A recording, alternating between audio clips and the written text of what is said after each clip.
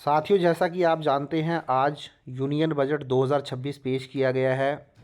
इस वीडियो के अंदर क्या राहत आम आदमी के लिए दी गई है वो इस वीडियो के अंदर मैं डिस्कस करूंगा, और क्या क्या चेंजेस लाए गए हैं सारी ही आपको बहुत ही जल्द 5 मिनट के अंदर अंदर सारी चीज़ों को मैं आपको बताने वाला हूं। सबसे पहले आप देखिए, no change in income tax slabs. किसी भी तरीके का इनकम टैक्स स्लैब के अंदर चेंज नहीं किया गया है। जो स्लैब आपका फाइनेंशियल ईयर 25-26 के लिए एप्लीकेबल है वही आपका नेक्स्ट फाइनेंशियल ईयर जो कि 26-27 है उसके लिए भी एप्लीकेबल रहने वाला है।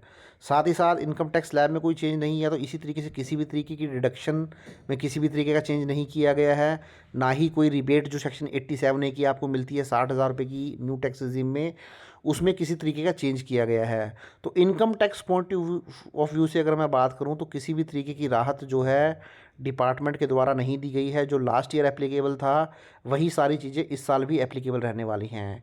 इसके बाद देखिए, इस बजट के अंदर न्यू आईटीआर डेट्स जो है अब आ गई हैं। अभी तक क्या होता था, आपकी जो नॉर्मल डेट आपको मिलती थी आईटीआर फाइल करने के लिए वो 31 जुलाई मिलती थी। चाहे आप सैलरीड पर्सन हो, चाहे आपकी कैपिटल गेन से इनकम हो, चाहे आप कोई बिजनेस या प्रोफेशन करते हो।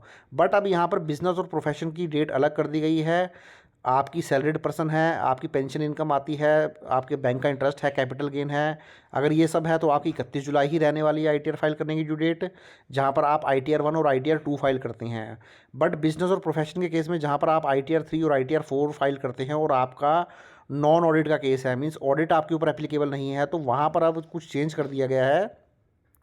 और अब इनकम टैक्स की जो ड्यू डेट कर दी गई है वो 31 अगस्त कर दी गई है। तो मीन्स नेक्स्ट ईयर जब आईटीआर फाइल करेंगे और आपकी बिजनेस की इनकम है, प्रोफेशन की इनकम है और ऑडिट आपके ऊपर एप्लीकेबल नहीं है, तो एक महीना आपको ज़्यादा दिया जाएगा आईटीआर फाइल करने के लिए। इसका करने का रीज़न यही होगा क्योंकि क्या होता था कि आखिरी मोमेंट पे बहुत ज़्यादा क्लैश हो जाता था और रिटर्न का बर्डन बहुत ज़्यादा बढ़ जाता था। तो इसलिए एक महीने का गैप दे दिया ताकि जो इनकम टैक्स पोर्टल पे भी जब आप जाते थे तो वो हैंग होना शुरू हो जाता था लास्ट में, तो कुछ ना कुछ वहाँ पर बर्डन भी कम रहेगा। उसके अलावा कंपनी की जो 31 अक्टूबर ही है, पहले भी अक्टूबर थी, और ट्रांसफ़र प्राइसिंग की 30 नवंबर, इनके अंदर कोई भी चेंज नहीं किया गया है। उसके बाद देखिए, बिलेटेड और रिवाइज आईटीआर को लेकर एक बहुत बड़ा बदलाव कर दिया गया है। बिलेटेड आईटीआर की डेट में कोई चेंज नहीं है, वो हर साल आपको 31 दिसंबर मिलती है तो 31 दिसंबर ही रहेगी। बट जो रिवाइज रिटर्न है उसके अंदर एक बड़ा रिलीफ दिया गया है। बट रिलीफ के साथ साथ एक आप बोल सकते हैं लेट फीस भी इम्पोज कर दी गई है। अभी जैसे आपको जो डेट मिलती है रिवाइज रिटर्न करने की वो 31 दिसंबर मिलती है, मींस 31 जुलाई तक आपने रिटर्न फाइल कर ली, उसके बाद अगर आप उसके अंदर कुछ रेक्टिफिकेशन करना चाहते हैं तो 31 दिसंबर तक कर सकते थे। बट इस बजट के अंदर इस डेट को रिवाइज कर दिया गया है, मींस अब इस डेट को बढ़ाकर 31 मार्च कर दिया गया है। तो 31 मार्च 2027 तक, अगले साल जब आप आईटीआर फाइल करेंगे तो उसको 31 मार्च 2027 तक रिवाइज कर सकते हैं, मीन्स 3 महीने का एक्स्ट्रा टाइम आपको दे दिया गया है। बट इस एक्स्ट्रा टाइम के साथ साथ कुछ लेट फीस भी आपके ऊपर इम्पोज कर दी गई है। तो मतलब अब आप 1 जनवरी से लेकर 31 मार्च 2027 तक, 1 जनवरी 2027 से लेकर 31 जनवरी 2027 तक रिवाइज रिटर्न अगर आप फाइल करेंगे तो यहाँ पर जो फीस लगने वाली है, 5 लाख तक अगर आपकी इनकम है तो 1,000 रुपये की एडिशनल फीस लग जाएगी, और 5 लाख से ज़्यादा की इनकम है तो 5,000 की लेट फीस जो है आपको पे करनी पड़ेगी। तो इस तरीके से अभी तक आप रिवाइज रिटर्न फाइल करते थे 31 दिसंबर तक तो कोई लेट फीस नहीं थी, तो अभी भी 31 दिसंबर तक फाइल करेंगे तो कोई लेट फीस नहीं होगी। लेकिन 31 दिसंबर के बाद फाइल करेंगे 31 मार्च तक, तो ये फीस मैंने आपको बता दी 1,000 रुपये और 5,000 रुपये, जो कि आपकी इनकम के ऊपर डिपेंड करेगी। इसके अलावा देखिए, ऑडिट की नॉन कंप्लाइंस को लेकर एक बहुत बड़ा बदलाव कर दिया गया बजट के अंदर। सबसे पहले इसमें दो चीज़ें ऐड की गई हैं। सबसे पहले तो अगर आपको ऑडिट करवाना था और आपने ऑडिट करवाया ही नहीं, मीन्स आपके ऊपर कंपलसरी टैक्स ऑडिट एप्लीकेबल होता था बट आपने नहीं करवाया, उस केस में अगर आपने 1 महीने तक डिले किया है तो 75,000 रुपये की पेनल्टी है। अगर आपने 1 महीने से ज़्यादा का डिले किया है तो वहाँ पर जो फ़ीस रहेगी, सॉरी ये पेनल्टी नहीं फ़ीस है, फ़ीस मैंडेटरी हो जाएगी आपके ऊपर 1,50,000 रुपये। तो बहुत ही हैवी फ़ीस जो है आपको पे करनी पड़ेगी।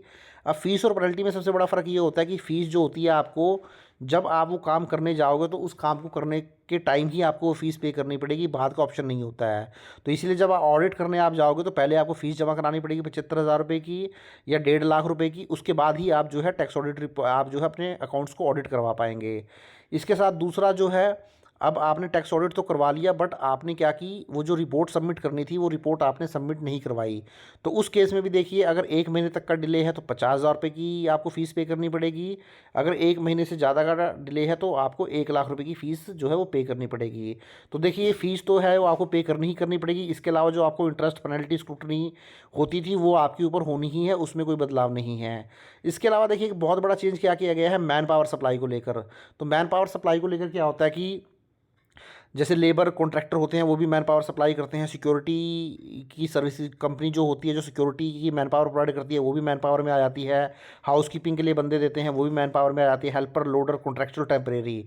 तो पहले क्या होता था, लोगों के अंदर कन्फ्यूजन होता था। कुछ लोग उसको 194C के अंदर कॉन्ट्रैक्ट का TDS काट लेते थे, कुछ 194J के अंदर प्रोफेशन का TDS काट लेते थे। तो अब इस बजट के अंदर ये बहुत बड़ा बदलाव कर दिया गया है। 1 अप्रैल 2026 से किसी भी तरीके की अगर मैन पावर सप्लाई का अगर आप काम कर रहे होंगे, चाहे वो लेबर कॉन्ट्रैक्टर हो, सिक्योरिटी हो, हाउस कीपिंग हो, हेल्पर हो, लोडर हो, कॉन्ट्रैक्चुअल हो, टेम्परेरी स्टाफ हो, तो सबका जो TDS कटना है वो 194C के तहत ही आएगा। अब 194C के अंदर क्या होता है कि अगर इंडिविजुअल है तो 1% TDS की रिडक्शन हो जाती है। अगर नॉन इंडिविजुअल है, मीन्स कंपनी है, फर्म है, उस केस में 2% की TDS की रिडक्शन हो जाती है। तो 194J के अंदर TDS की रिडक्शन नहीं की जाएगी। तो इसका सबसे बड़ा मोटिव यही है कि एक जो है कंप्लाइंस भी बना रहे और एक अननेसेसरी का कन्फ्यूजन क्रिएट ना हो।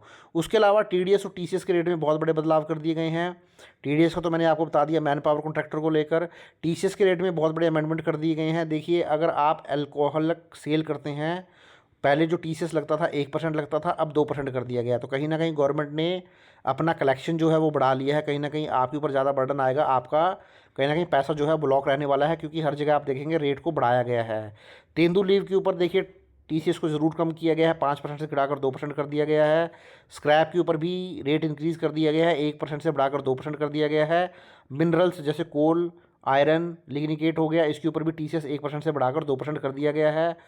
ओवरसीज़ टूर प्रोग्राम पैकेज के लिए जो पहले 10 लाख रुपए तक TCS था, 5% था, अब क्या है, और जो 20% था वो 10 लाख रुपए से ऊपर था, अब इसको घटाकर फ्लैट 2% कर दिया गया है। तो बहुत बड़ा रिलीफ जो आप बोल सकते हैं दिया गया है ट्रैवल इंडस्ट्री और कस्टमर्स के लिए, क्योंकि कहाँ पर आपका 5% और 20% का TCS कलेक्शन किया जाता था गवर्नमेंट के द्वारा, उसको घटाकर अब केवल 2% कर दिया गया है।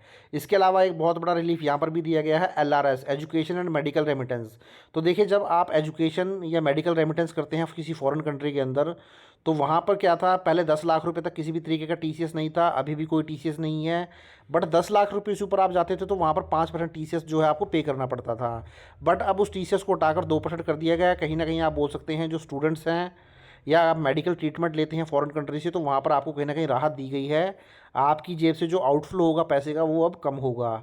उसके अलावा sale of option in securities, तो देखिए, जो फ्यूचर एंड ऑप्शन करते हैं उनके ऊपर फर्दर गवर्नमेंट ने एक, आप बोल सकते हैं उसकी फ़ीस आप बोल सकते हैं बढ़ा दी है।